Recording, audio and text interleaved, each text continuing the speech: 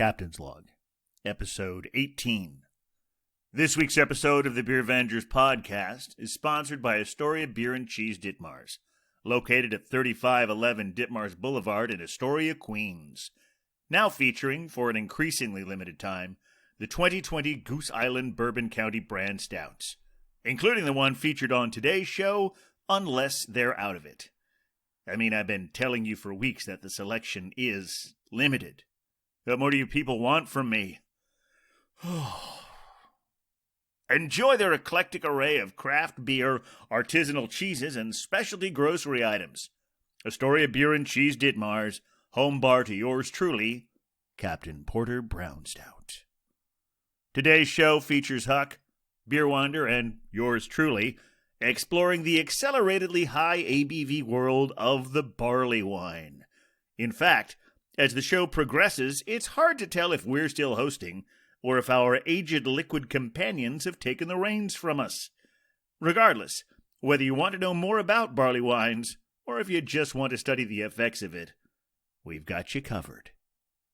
Remember to like, star, and subscribe us whenever that feels appropriate, and send us your emails at thebeervengers@gmail.com if you have questions, suggestions, or if you just like hearing us talk about you on the show. Well, that's all I got. Without further ado, please enjoy episode 18, Barley Winos. Oh, we're the Beer Vengers, Beer Vengers, Beer Vengers. We're the Beer Vengers.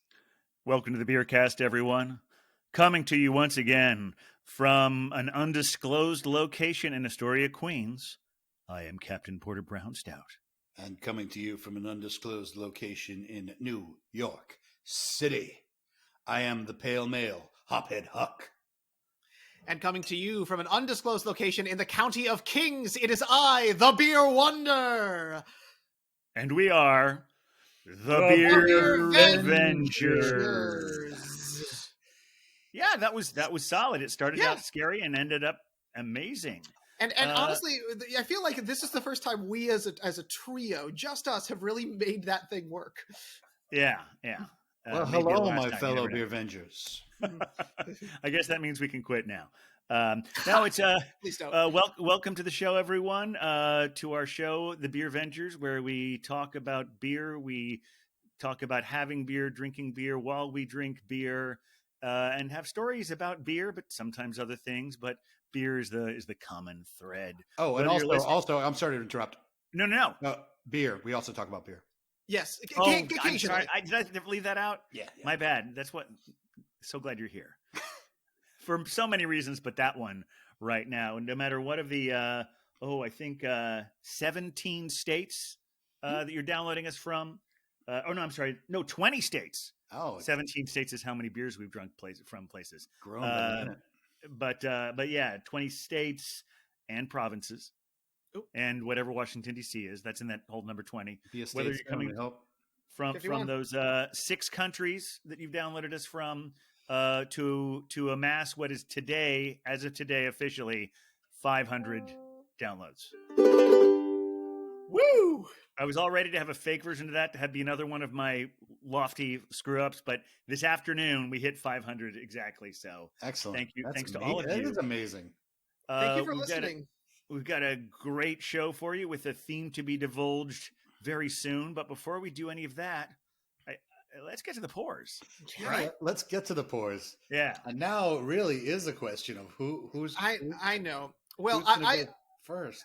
I do feel like Huck, you have a special one that may start to divulge what our theme is. So perhaps it would be polite to let you go first. Okay, great. Well, thank you. Magnanimous. This is a special episode for me today because this will indeed be my first corporate beer.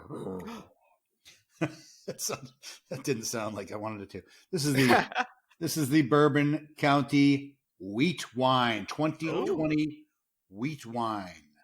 It is a Caramella Ale. We'll have to look that up too. So this is obviously from our friends at Goose Island, Bourbon County. Mm-hmm. That's right. Which is, of course, owned by AB InBev, the big company. So this is my first. That's a very special beer. This should be very special. It is now open. So my goodness. It was a very gentle crack because, again, we got a bottle today, which is We got a bottle today. So there's not a good label to pour it from, but here we go. Okay. Oh. Ha-ha. Given our theme that we've got going on today, the color on this one is much lighter. It's a little bit more transparent. The head is almost toasty, very light and almost blonde, but still can't see Mr. Hophead through it. So yeah, there is some translucence to it. It's not as transparent as the color would make you think at first, but yeah. Mm-hmm. Smells delightful. Smells caramelly. Smells bourbony. Oh goodness. Well, I would like to continue this party going on because I have got the Moody Tongue Bourbon Barrel Aged Chocolate Barley Wine, which is also from our friends in Chicago, Illinois. So continuing. Oh, another theme. It's another theme. This one is just a casual 13%. So probably the highest alcohol beer I have drunk on our beer cast, but maybe not the highest ever. So a very gentle crack there as well. And let's give it a pour. I am not appropriately doing this in a snifter because all I do is shaker pints, but we'll do what we can. Here we go. There we are. Okay, again, we're seeing this caramel color. Similar color profile, maybe a little bit darker. Yeah, toasty. I'm noticing that as it gets closer to the top, it gets a little bit darker. It seems like there's a little bit of that change happening, and almost no head, especially for a beer that I would drink. Pretty much nothing there. Very good. Wow. All right. Now my beer, I don't want to have to make Huck put down his beer, but this is the first time we've ever in an opening pour done a beer after I've taken a trip to a special place. Going to the captain, the cellar. That's right. To best service our theme tonight, I had to go to the Captain's Cellar. Gotta do it. To get a beer that I've been cellaring since March, although technically I think the bottle's release was originally in February.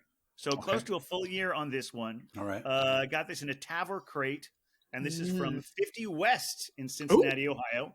Shout out to my father and the Incredulous Bulk, both of them, because this is near them in Cincinnati. And it is, it's a Remus Revenge. It's a whole series of special releases they have. And this is called the 10 and 2. I'm not really sure why it's called that because really I associate that with driving, and I don't think this 12.5% beer would be the best of the two before grabbing the wheel. I think it's ironically named. Please don't, listeners at home. Please don't do that. Now this isn't quite as elaborate, but it's a similar setup to that beer I had on the New Year's Eve show from Single Cut because it has kind of one of those like waxy whiskey kind of tops to it. You should be able to get it just with the opener, though. I think I can. I just want to clear a little space for it. Yeah, there we go. I do love it when they put that on there, both for I'm sure the storage purposes, but also the aesthetic. It's always nice. I need to peel off a little bit more of this. Yeah, have a few sips while play the Jeopardy music while you have a little bit of this wheat wine. They're really making you earn this beer. There Captain. We go. Got it. You really got to earn it. There we go. Oh my goodness. Wow. Okay. Wow. Now. Okay. Take a look at this. Here we go. It's making a nice sound. Similar profile, definite caramel color. Although I do feel yours is a little bit more toasty, at least than mine. Maybe it's just the way I'm looking at it, but it seems to be a little bit harder to see through for me. And a sizable head. Yes, I would agree.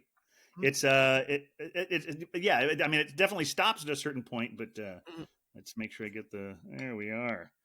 Yeah, it's let me smell that. Oh, that's great. Yeah, it's all of them. Yeah, because they look so good. Let's take a sip. Cheers, gentlemen. Right. Cheers, indeed. Cheers. Oh, there we go. Ooh. Whoa. Now, as a rule, I don't really drink hard alcohol, so this is about it's about as close as I get. Oh man, that's strong. When you say strong, Huck, like what are we talking strength wise here? It's 14.5. Ooh. Okay. So it's like a wine, Yeah. like a wheat wine. Much like a wheat wine. Yes, it is. It is a wheat wine, and as you can tell, folks, if you haven't figured it out by now, we have a bit of a theme here. Did you already say that? Or maybe I wasn't listening. No, I didn't. I was going to let you. I was. You can say more about that if you want to. What's a barley wine theme? Yeah, it's a barley wine theme. That's right. It's a barley wine theme. I don't drink a whole lot of barley wine, but every once in a while I get it, and I especially like the aged one, so that's why I was excited to have this one. Aside from the fact that it's been in my cellar for a year, but it's very good. It does. I can't. Okay, it's a few sips in for me to get that barrel aged, because for me, I didn't think I liked barley wines for a while. Okay. Well, mostly it's just because an acquired taste. It is an acquired taste. It's got a very sharp taste. It's which I read is attributed to the hop profile, but it's not the same kind of hoppiness you get with an IPA. No, it's its own unique. How's yours, there, Beer Wonder? I mean, mine. Well, you say sharpness as hops. Mine to me is all like fruit. Barley wine is something that I often associate with like a really wildly fruity flavor, which again is showing off some of the grain there. Just sort of by way of this one. This one is specifically got, they say, aromatics of Oaxacan chocolate, which I completely and 1,000,000% get with that one. And it is, of course, bourbon barrel aged. As all of these great things should be. And so what I notice more than what I typically drink, because barley wines are not always on my list in the same way that, other beers might be. This, when we talk about full body, this fully defines full body to me. There's this roundness, this huge breadth of it, and this wild sweetness that comes over me, where usually I'm going for something that's thinner, and has more of a hop crispness to it, where this is, it's like I'm drinking dessert and will be very drunk 4 sips in. This is I feel the same. It's not as much fruit, it's just more that I'm getting the like a candy, like caramel, or even vanilla. It's just a real strong sweetness to it, but it's cut with that booziness. So it's actually quite nice. Tasting the alcohol is also one thing I always associate with a barley wine. The fact that yes, if you could have seen Huck's face there and the minor eye roll that just happened, you get the booze, you get that quality of like, okay, I'm going to get drunk now. Thank you so much. That tends to come out of this one. Wow. How you feeling? Huck, you okay? Yeah, I'm fine. Okay, good. What are you getting, Cap? I was just noticing. I'm finding that like that sharpness I had like right up front, but it seems to be mellowing more and more the more my palate gets used to it. And I'm tasting more of the chocolate and less of the booziness. I mean, the booziness is there. This one was aged in bourbon barrels for a year. Before it was special release. And this is one of those things that it's really just amazing that Tavor was able to get their hands on a batch of these, because this is one of those beers that they announced the bottle release at the brewery and it's gone in 2 days. Of course. And did you say that there is chocolate in it? Yeah, I'm pretty sure. I actually had a detailed description of this, or was that on my phone, and I've misplaced my phone from the Tower thing. But I think cacao nibs or something along those lines. Yeah, so mine definitely has Oaxacan chocolate in it, based on what I'm reading in their descriptions of it. The folks at Moody Tongue really take a more culinary approach to their beer, so they're dealing with a lot of interesting flavors as a part of it. So they get kind of creative in that sense with a lot of what they're doing. And so, again, this is a beer that has that kind of boldness and richness. If you were to just toss a little chocolate in there, it would add to the experience. And I'll be honest, it's certainly adding to mine. So thank you, Moody Tongue. Cheers. Okay. Now I'm just starting to get some of these sort of the fruity notes this one has. They're all associated with like fruit, but like candy fruits. Specifically, it says on here red licorice, cherry cola, and powdered cocoa. Okay. I have on mine. I was looking online, but now on the bottle right here, it's actually made with It's aged in bourbon barrels, larceny barrels, I believe, Ooh. with apple, cinnamon, and natural caramel flavors. So those are actually, they're in there. It's not; those aren't tasting notes. There's actually that stuff is brewed in there. So that's why we're getting some of that apple cinnamon vibe from it. Oh my golly, whose idea was this? I don't know, but it was a great idea. Yes, I think it might have been yours. It was mine. Yes, good job, Huck. Proud So of yeah, you. that one you have there. I think I may have that one in my cellar since last November, because I talked on the show before about our sponsor, Astoria Beer and Cheese Ditmars at 3511 Ditmars. They have their annual Bourbon County event there, Right? And the one this year, because it's so much, they had a plate there, but it was mostly focused on to go. So I did both. Sat in their backyard with the Belgian. If you don't know which one I'm talking about, then go back and listen to the archive, because that way I don't have to pause every time. With the Belgian, whichever Belgian you want to imagine me with, but loyal listeners know which one I mean. The Belgian babe. The Belgian babe. Yes, the Belgian babe. All right. Excuse me. Oh my God. Anyway, but we went there and I brought home. They give you a goodie bag with 4 different varietals of the Bourbon County, and so I think I have the wheat wine waiting for some kind of. Actually, you know what I would like to do for those 4 Goose Islands that I have is I would like to cellar them until the next time all of us can actually be in my apartment for a tasting party. Oh, I want to age those until Didn't we have was it the barley wine at your? It was a barley party? wine. That's We a good did, memory. Yeah. Mm-hmm. My goodness, I was on my ass at that party. Well, that's what happens when the captain throws a tasting, because the captain is known for his higher alcohol beers, his delicious higher alcohol beers. It's true. You guys, excuse me. I'm going to get my second pour. Oh, wow. Wow, we went through that one fast. Good for him. Ready to go. I'm already impressed. Well, so barley wines, are really characterized as being very, very, very strong. So the alcohol tends to be a little bit over 10%. And I feel like, at least when I started drinking beer, like a barley wine was that really high alcohol beer that you went to. But in the last couple of years, I do feel like we're starting to see a lot more things that show up that will start to rival what we consider to be a high alcohol beer, like a double IPA or some of our super imperial stouts. So for a while, I do feel like barley wines had the lock on this high alcohol territory. But as craft beer has grown, we started to see even more opportunities to get drunker with your beer. Yeah.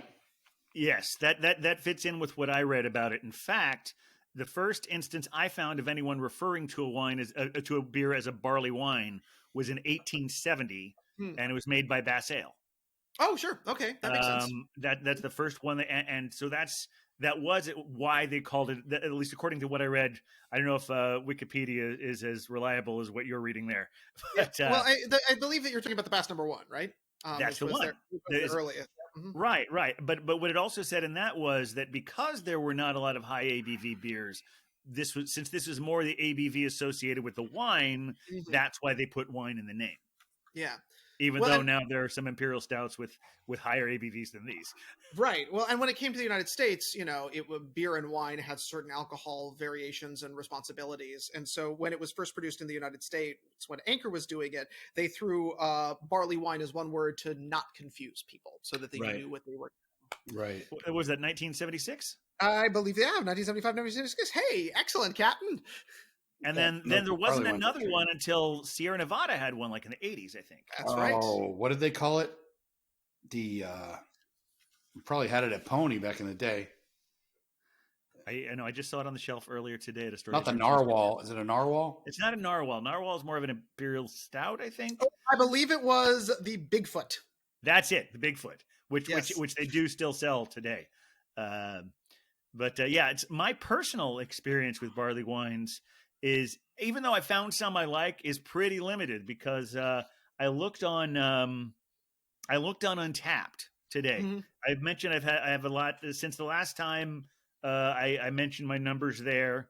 My numbers of logged beers on Untapped have grown to 1,703. Bless it. And of those 1,703 beers, 7 of them are barley wines. Wow. Cheers to that, Captain. That's a rare bird. Well, Yeah, I think the first one was by Bell's. Okay. But the first one I had that I really, really locked onto was when I was with Beer Wonder and we were doing a crawl of the Bronx. Mm. And we were at the Bronx Ale House, and they had a bunch of beers there by Central Waters. Mm. And that was the first time I saw one, because Central Waters is really good at doing barrel aged things. They got a barrel aged porter, they got barrel aged stout. In fact, I think that's what a whole chunk of their menu was barrel aged Central Water pours. Oh, and I tried their barrel aged barley wine there, and it was like, oh, okay, now I can like a barley wine. Yeah. I remember having a barley wine. We were on one of our crawls. It was in Bushwick, and it was right by the subway. And we went to this nice little bar. I don't remember the name of it. I don't even know if it's still there, but I don't remember who made the barley wine. But I used my coupon for a barley wine at that bar, and it was great. Okay, I shouldn't have even told the story because I had no details. Second pour? The reason I'm going to a second pour is because I just want to sip this. That is true. And I will drink this as more of a chugger. This is the Taco Wednesday from KCBC. It is a traditional Pilsner. So delicious. Great can art too. You see that in the consistently good can art. What is that like the Hammer of Thor? It's like some wonderful superhero. Actually, it's Odin. It's Odin. Okay. You see. Oh yes. If you don't know this about Odin, the word Wednesday is actually derived from Odin's Day. Oh, that explained a lot about American gods to me. Okay, there you go.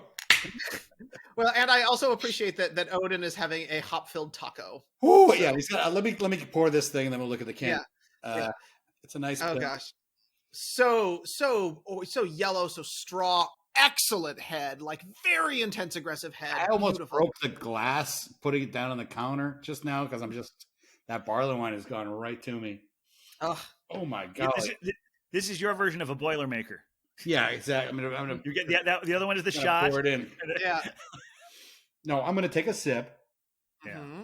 There you go. And then I have my Pilsner to sort of wash it back. Now, Huck, I know when you were working at the bar, you were sort of talking a little bit about beer mixing and mixing styles of beer. What is that one called again? Oh, like a cuvee. Yes, exactly. Or we would call it the oh my gosh, what did we call it? The oh my golly, I'm sorry. The barley wine is just come back to me. Well, we'll get it. We'll get it. No worries. Skip me. Go to the next guy. This is well. There's only the three of us. Oh no.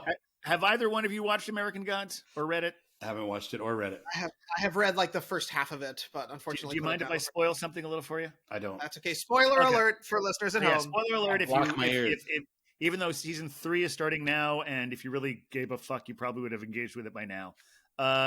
So the premise of American Gods is you have all these characters on it who you later realize correspond with gods from all sorts of different religions. Right. And Ian McShane's character is named Mr. Wednesday, and you don't find out until fairly late, like either by the end of the first season or maybe even well into the second season, that he is in fact Odin. Mm. There you go. So Perfect. so that's now you've opened my eyes as to why that Mr. Wednesday should have been a clue all along. Now we can see Odin here because he's got the eye patch. Yes, it's very important. He's eating a taco that's filled with hops. What's going on over here? We got some plants. Must be right over here. Hops or tacos with legs, I think. And on the other side, yeah, this is more hops. There's just a lot of tacos. Well, taco. It's supposed to be Taco Tuesday, right? That's the phrase. But then last year they made a beer called Taco Thursday. Oh. And then this year they said, "Hang on, what about Taco Wednesday?" Because we know that tacos are really strongly associated with Norse mythology. Exactly. And also going to have Taco Loki somehow. I don't know how that's going to. And you can eat a taco trickster tacos. I don't know. I wasn't crazy about this the first time I had one, and now I'm like, maybe it's not so bad. Maybe it's okay. Maybe it's good. It's good, and the barley wine is good. It's good. Oh, there's our very scientific analysis. Barley wine is good. is good. Oh my goodness. Good. I agree. It's good. It's It's good.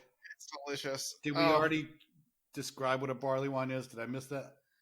We did a little bit, just talking about how it was originally they called it wine because it's more the strength ABV wise of wine. Correct. Okay. We talked about when it first started in England in the late 19th century and didn't really hit here until about 100 years later, or at least the first American. Maybe it was sold here, but American breweries didn't get into it until like 1976.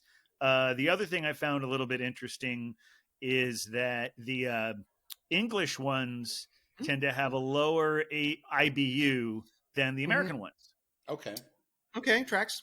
So if you're looking for a starter barley wine where that hop profile and the way it's brewed, it's like there's another genre called the strong ale. Yes.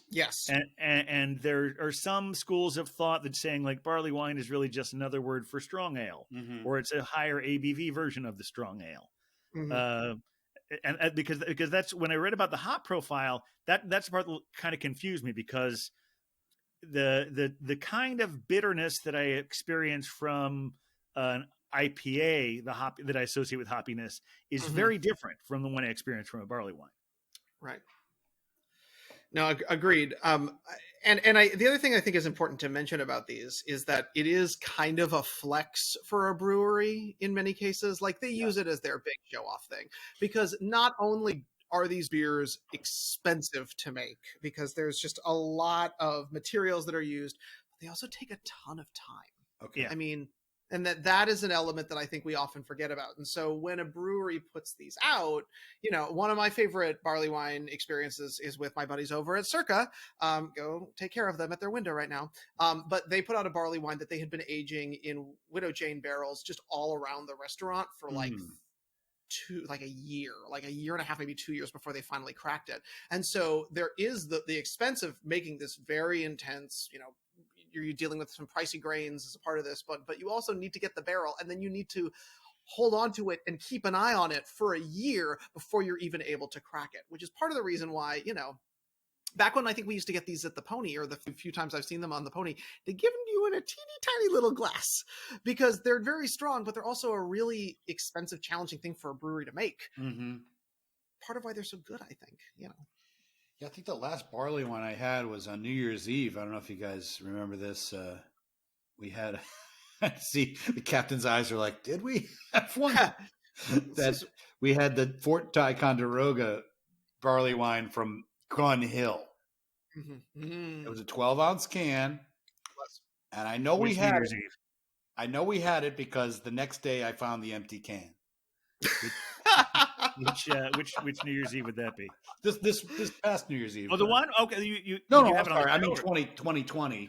Oh, okay. Not like a few weeks ago. Yeah, no, like. Okay. Well, the thing is, I don't know if I mentioned this on our New Year's Eve show, but we always have New Year's Eve, except for this last year. We always go to your place for New Year's Eve. Yeah, it's been a tradition since 2000. Yeah. Yeah, and I may have missed one or two, but I definitely haven't missed any in like the last decade plus. Yep. So. Yep. There is beer venging always. And one of the things it seems like we often do with those is we try to impress people with what special beer we can bring. Like, okay, this is what special thing did you get when we get close to midnight? And I guess the Ticonderoga was yours. Well, when we had the party the last year, this most recent party, there was a few people that were like, they weren't ready for the level of beer that we do. And I remember they brought a couple of big bottles of there was like an Ommegang. It was like a big. It was a heavy beer. I think it was a quad, like a Belgian quad. Okay. And I remember there were a few people just lying around the party, just like they just had gone too far, too early. It is a commitment. You think when you drink beer, you can kind of do it all night. Well, it's like why people drink things like Bud Light.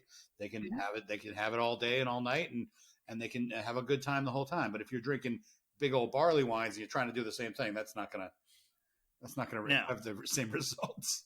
Yeah. You have to go to I bed. definitely have, but yeah, it's always like, how many beers did I have? I don't think I only had 3 or 4, but yeah, Yeah. you get there faster. Well, this The, is not having had a barley wine in that long. This one is like, this is definitely like, whoa! I haven't had something this strong in a while. Yeah. What I did notice when I found those 7, and I don't think the Central Waters one was the first one. I think the first one I had was from Bell's, and I think I gave it a respectable rating, but I don't think I loved it. But I did notice that aside from that Bell's, all of those other 6 were either Central Waters or Goose Island, because they both do it. Which to a degree I think is interesting, because you look at something like Goose, which Huck is drinking tonight. That's putting barley wine in a more accessible place, because at least for me, it's always been like, Circa does a really good barley wine. It took them almost 2 years to make it. I paid $51 for the bottle. It was exceptional, but that's not really accessible to the masses. If that Did you say 51? I think it was like $50. Yeah, it was real good though. It was delicious. Yeah. It was also it was larger than either of the bottles that you guys have. I have a pretty standard size bottle. I think this was probably 17, which is what's the medium, like 500 milliliter. Yeah, this was a little larger than a standard wine bottle. Like it was a very very respectable amount of barley wine, and they only had a few. They were hand numbered. It was beautiful. They sealed it with wax, which just makes my heart sing.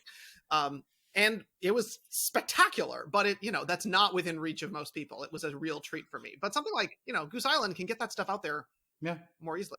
And more quickly. Now, you have this good relationship with the people at Circa and a couple other breweries. You said you brewed with Keg and Lantern? Keg and Lantern, yes, Keg and Lantern. I want to be friendly with the people at Torch and Crown if you're listening. And also you have a good relationship at Strong Rope. Strong Rope and Five Boroughs, yep. And Five Boroughs. So my question is, when are we going to see the Beer Wonder beer? The Beer Wonder beer? Oh, yeah. What beer? When do I get to brew a beer? No, I mean, we're going to see like me on the can. And oh, well, if anyone is listening, I'm ready for that. But I am excited that coming up in my soon-to-be week-ish or so in beer is that through an organization that I happen to have some connections with, and occasionally they pay me money, I am going to be I'm going to be brewing in my home for the first time. Doing my first adventure. Excuse me? Yes, indeed. I'm going to be brewing my own beer for the first time, which I'm very excited about. It's going to be a delicious amber ale, is I think what the current plan is. And so I will have to at some point pour the true Beer Wonder beer, which will have been produced in assistance with some folks. Oh, so you're going to make the Beer Wonder beer? I'm going to actually make the Beer Wonder beer, which I'm excited about. So first time I brewed like on my own without working with people, but I'm kind of excited about that. Is this associated with your workplace, or this is something you're doing on your own? It is associated with my workplace. Okay, yes. Great. So, great. Yes. So I'm very excited about what that's gonna turn out to be. Good for you, because you should be doing that. That's great. Mm-hmm. Wow. Excellent. All right. The next step, opening our own brewery. I know. Finally, the Beer Avengers Brewing Company. Just hearing it out loud is like, oh. Yeah. No. We need to wait till the podcast is much more famous, and we can actually just hire. Well, Beer Wonder wants to be one of the brewers, but we can then we can basically get some people who really know what the fuck they're doing. Correct. And we'll be the celebrity faces on it. Well, this is why I suggested that one of these established breweries makes a Beer Wonder beer. Yes. Well, if any of them would like to, you're welcome to reach out to us. And where can they find information about us? That's a great question. Well, the easiest place is thebeervengers.com. Thebeervengers.com is the archive to all of our podcasts, as well as all of our blog posts dating back to 2014. You can get pour picks from every episode. It's a treasure trove of Beervengeriana. Did I use that word right? Is that the right suffix? Yeah. But also, if you want to reach out to us, you can reach us at thebeervengers@gmail.com and look us at our many social media profiles. We're at the Beervengers on Instagram, on Twitter, and on Facebook. I try and say those in the order of how much people care about them. Because do you think I'm getting? I mean, I'm still figuring out Instagram myself, but I think isn't that level of popular right now? Instagram, Twitter, Facebook. Well, it depends on what you're doing. I think for beer, it's Instagram for sure. Yeah, for sure. That's where I get all my beer information. I think Instagram is actually more updated than a lot of the breweries' websites because you'll know when the releases are, what date it was put out, so you get a lot of real direct information. Twitter, I do Instagram for beer, Twitter for politics, Facebook for friends. That's me, though. Yeah. I do my own thing, I'm Hubhead Huck. He's Hubhead Huck. I'm Crispy Chips, I do my thing. This week I went on Twitter as myself to try and wage a war against FedEx, but that's a whole other story. That's another thing. It's really Twitter's hard also... to wage a Twitter war because as myself, I only have about 34 followers. It just didn't pick up steam, but I think I might finally have won that battle tomorrow morning. Sometimes if you get on the phone and you're trying to get something done with a business and it's not working out, tweet at them because there's always somebody monitoring their Twitter and is like, oh, somebody should help you. I literally did both of those things yesterday and today, and I think I might finally have a solution. Okay, there you go. Good. So while I let that 12.5% Remus Revenge 10-2 from 50 West work its magic, that is empty. So I've been talking so much about Central Waters that my next beer is not a barley wine. Oh, but it is from Central Waters. A couple weeks ago, I was at Astoria Beer and Cheese Ditmars. 3511 Ditmars, open 5 days a week, closed Monday and Tuesday, right now. And I was looking around, and we had already been talking about the barley wine show, and I was thinking, man, I haven't seen Central Waters in a while. And I see on their shelf they've got this Central Waters Space Ghost.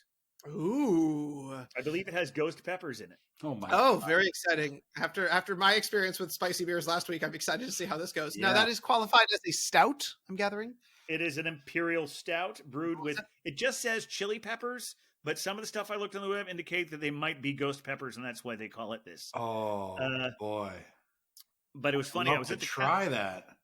Yeah. I was at the counter at Astoria Beer and Cheese, and I was pretty impressed because he sees a big bottle. It's like $13. And I said, "This is great. I haven't seen them for a while." And the guy behind the counter, I'm not going to say which one of them is because I think what I love about him is he's honest with me, but I don't want to get him in trouble because maybe sometimes he's too honest. He said he thought he was warning me against it a little bit. He said, I just found that in the basement. I don't know how long it's even been there. But my immediate thought was, well, it's an imperial stout. I think that's a good thing. It will only get better. Are you? I think you have a new song called the ABC Cellar, yeah. Am I saying? Yeah. What is it? A story of beer and cheeses, cellar, yeah. Something Honestly, along those lines, yeah. If they had one of those, I think that could that could be some magic right there. It really could. And I'm really looking forward to it now. Yeah. Oh, and that also a bottle. We should mention. So we're getting a big bottle. Good click sound. Mm-hmm. Here we go. Is that 500 milliliters?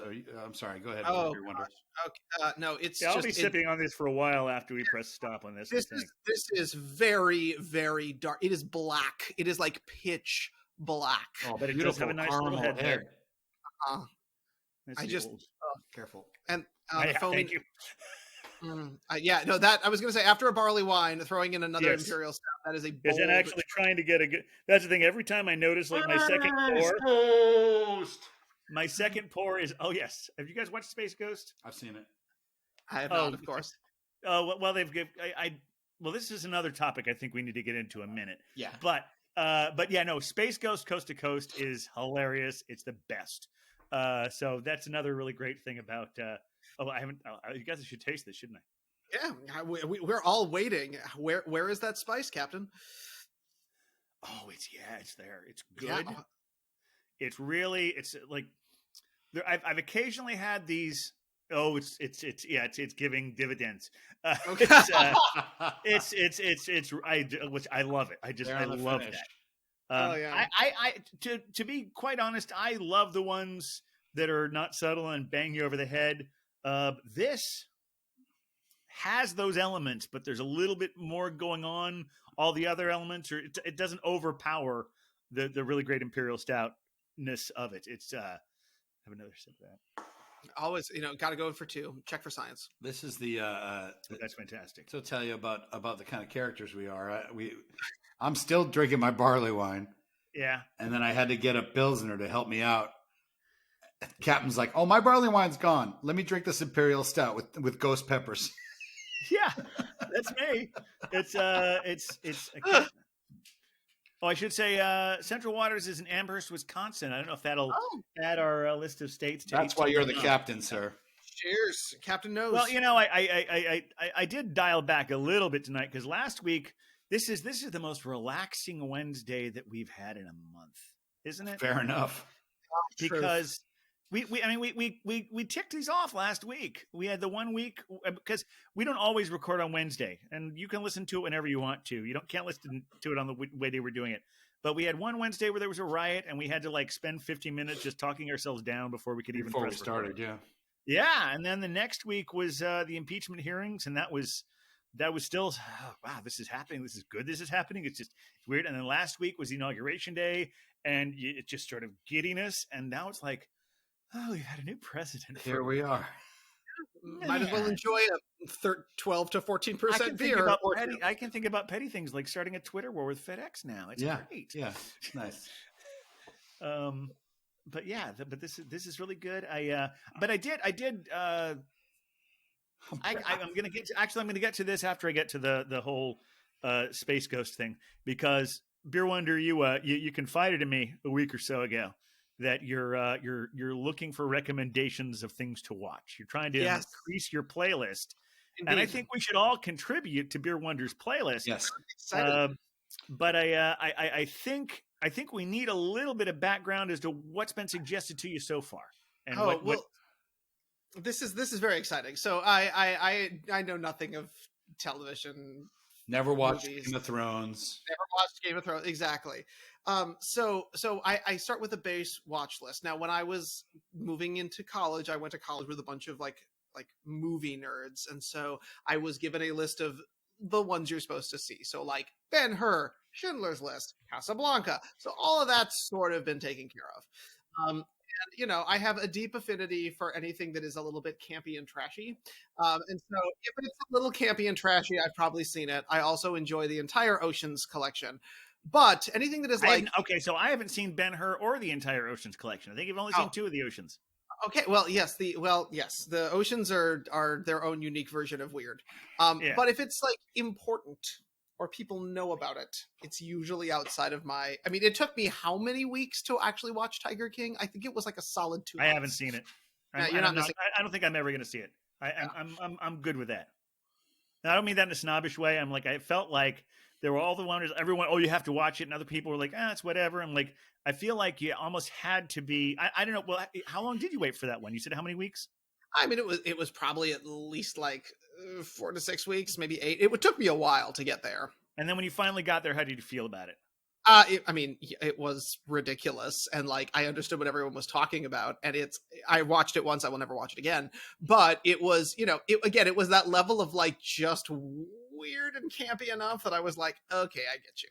I understand what's happening. I mean, it was there in the zeitgeist. That's the thing. Yes. Everybody's talking about the same thing. Yeah, and it was in and then it was out. And I was glad I got to be a part of that for just a smidgen. But again, I would hardly consider Tiger King important, but it's popular.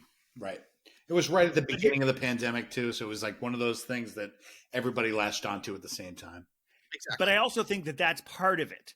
Part of it, even if it's kind of shitty or not going to be especially timeless, the fact that everyone's experience at the same time increases your enhancement. And if you visit at a time when that's not happening, you're like, I don't get this, but I don't know if anyone wants to talk about it anymore. Right. So I'm probably not. So it's not a snobbishness that I won't watch Tiger King. It's more like I feel the moment has passed. Moment's passed, yeah. Yeah. I was right on top of it with Queen's Gambit though. Mm-hmm. Yep, very enjoyable show. A friend of mine was writing about it, and I'd just seen the trailer. I'm like, I actually watched that kind of like 2 weeks before it started cresting. Gotcha. But a lot of what I've been watching lately, we talked about this with Cider Girl, not on air, but about Mr. Robot. Yeah.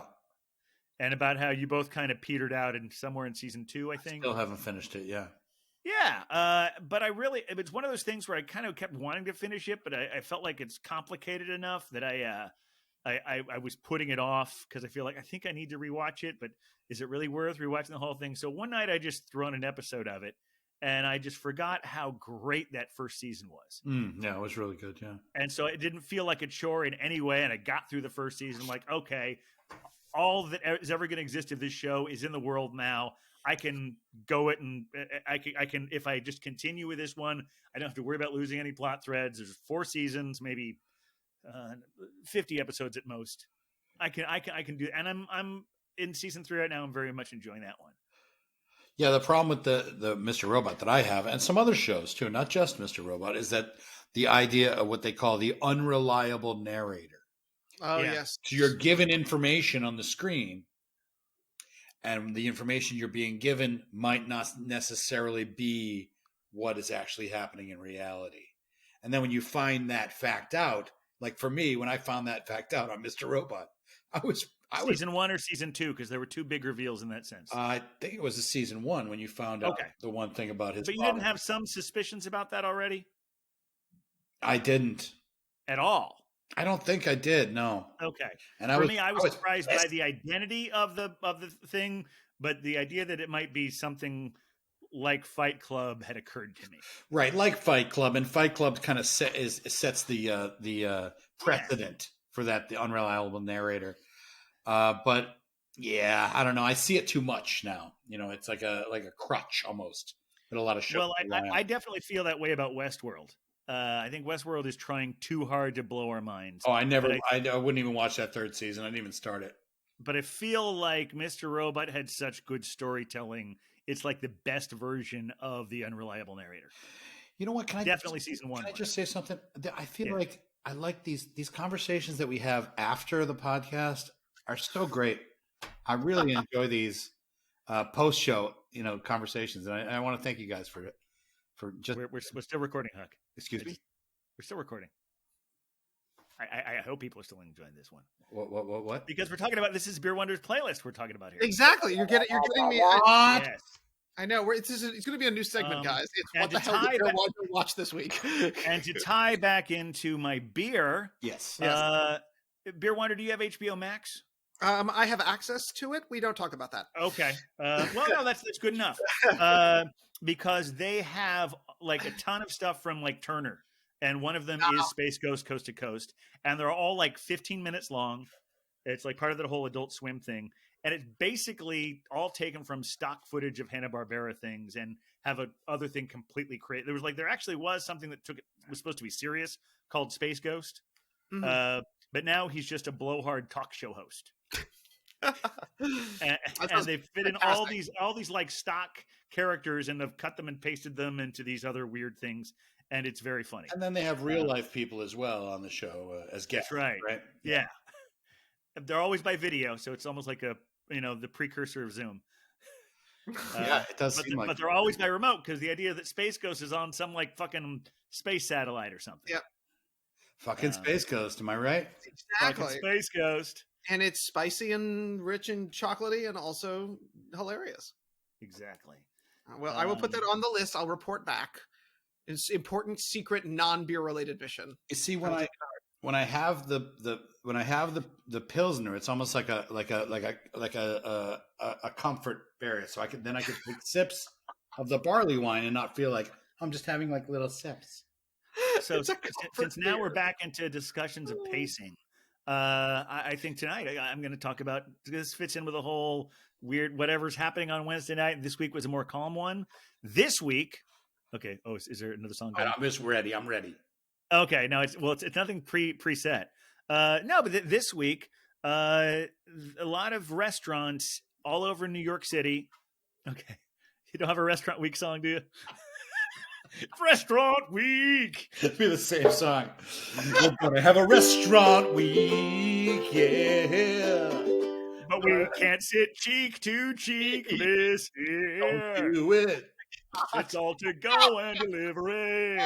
That's actually what it is. The restaurant week is a thing that happens a couple of times a year, where a lot of restaurants will have some special menus that are reduced rates.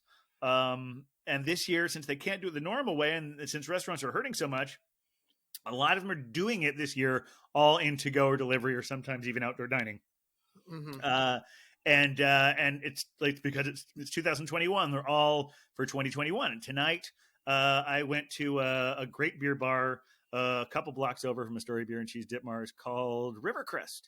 Okay. Oh, nice. Rivercrest, you guys, I don't think have been to it, but they're also in their DNA is Judy and Punch, and 1 Mile House.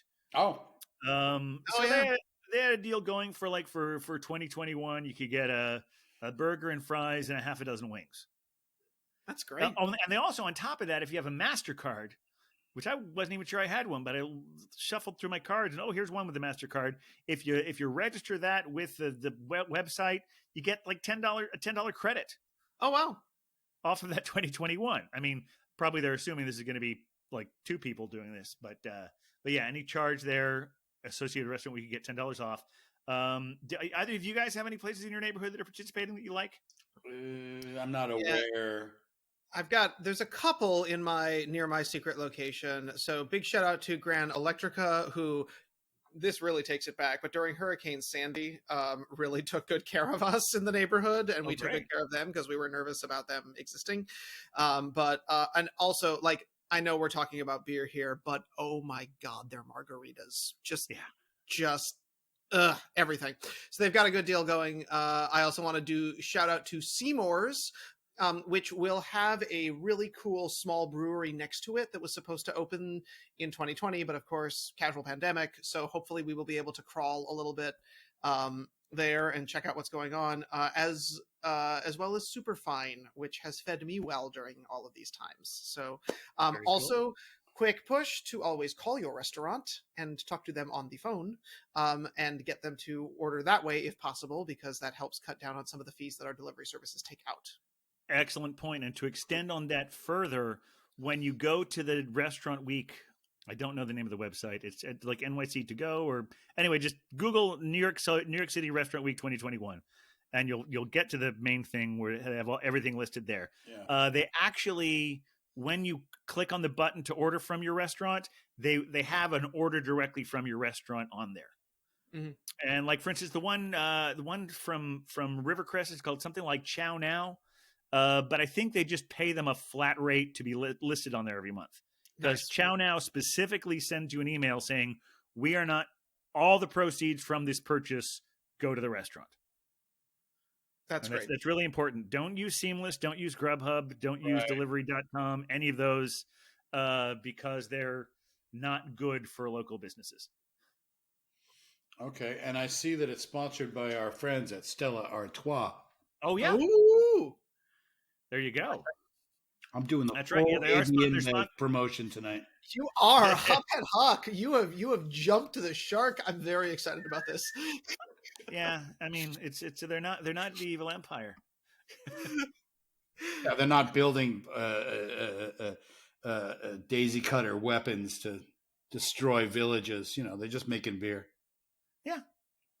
And they're letting, and many of the big things are making it easier for the small breweries under their umbrella.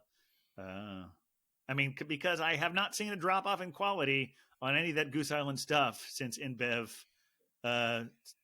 enveloped them. I agree. They're and like I've said before, then you can have a nice beer at the ballpark. Exactly. Yeah, that's right. There's a restaurant week. It is sponsored by MasterCard and Stella Artois. And make sure you look for that button to say order direct. It's and every web when I saw it, it's the first one listed there. Order from the wet restaurant. This is great. I didn't know that MasterCard still existed. It barely exists in my wallet, honestly, because I have almost all Visa and a couple of American Expresses. And I'm gonna have to look too. Yeah, I was thinking when you said MasterCard, I'm like, that's not a thing. and I remembered, oh no, it's Master Charge. Remember that? Vaguely.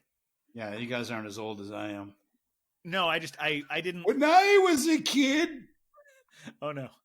we didn't have MasterCard. We had Master Charge. And Master Visa Charge, wasn't really called grandpa. Visa. It was called...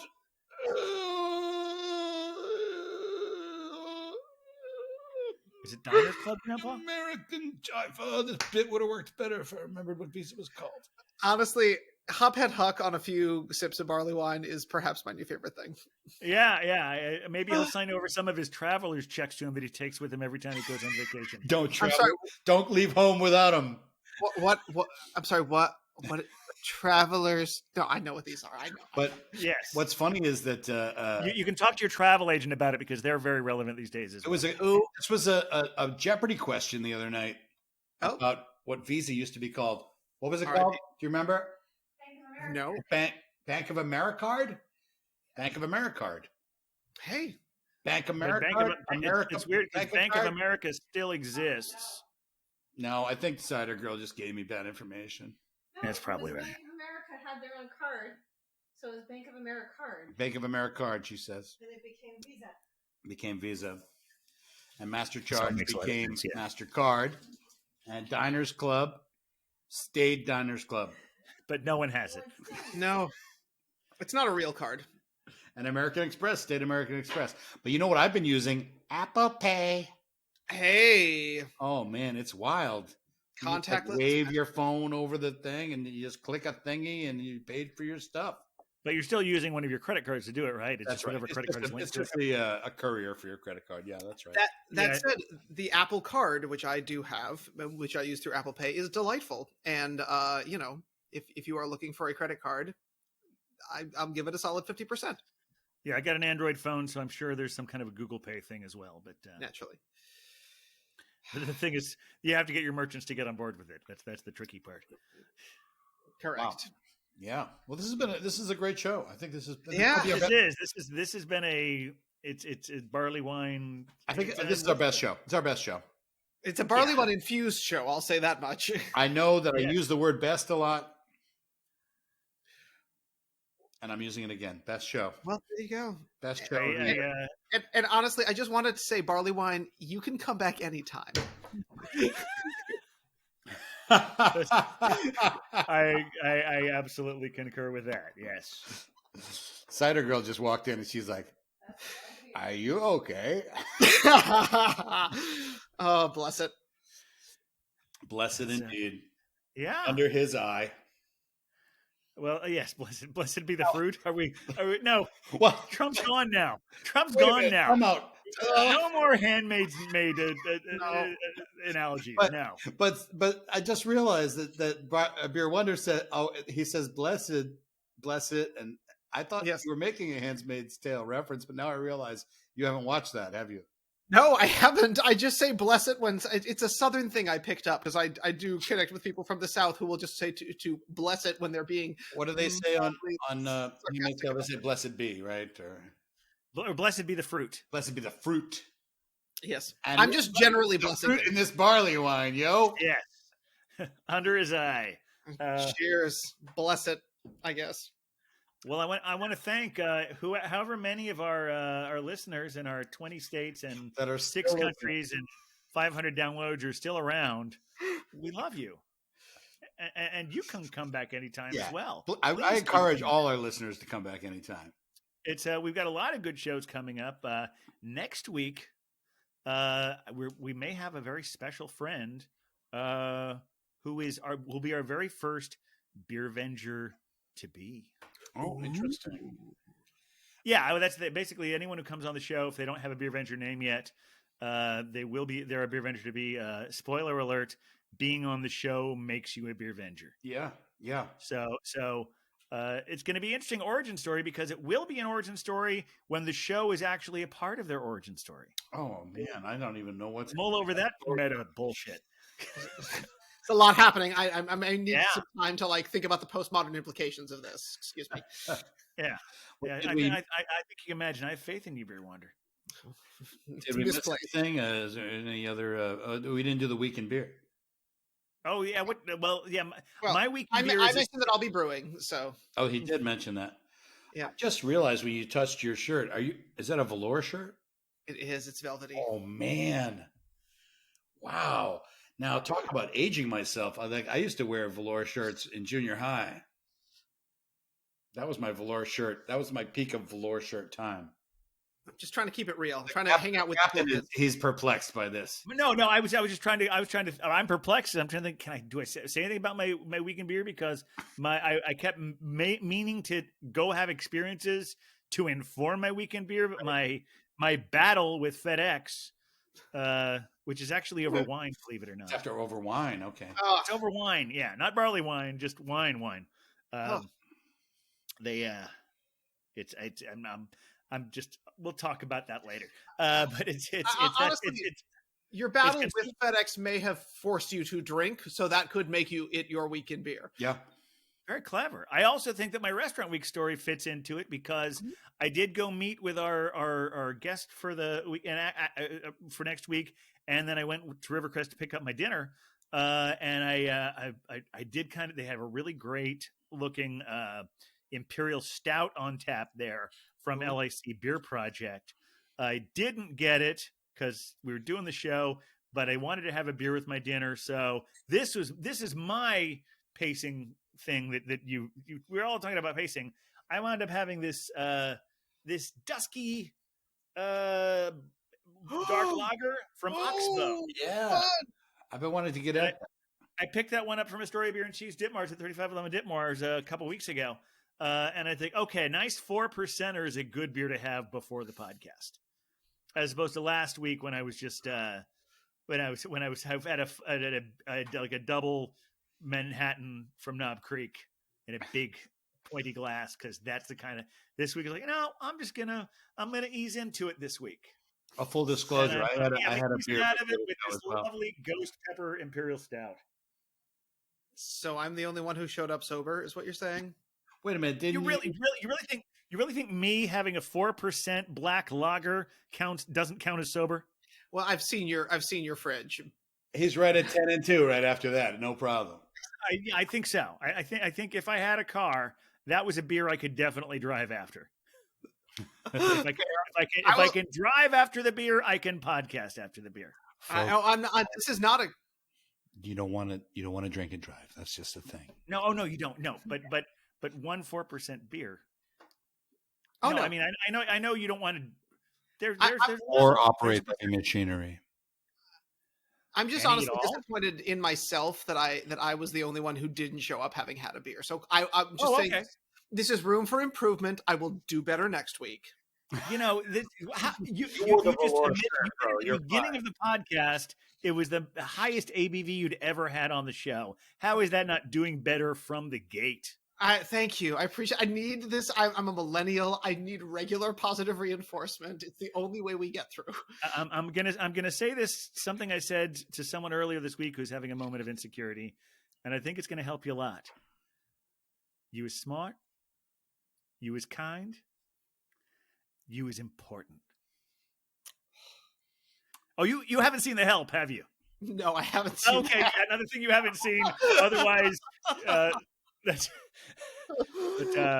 No, okay. Yeah. And on that note, yeah, I think. Thank you so much for listening, everyone. I hope this has been somewhere nearly as fun for you as it has been for us, because it's really we love having guests, but it's really cool when we reconnect with just the three of us, like it was in the first 4 or 5 episodes. But we're looking forward to having lots of new guests and a few old guests, and you, our beer venturing audience.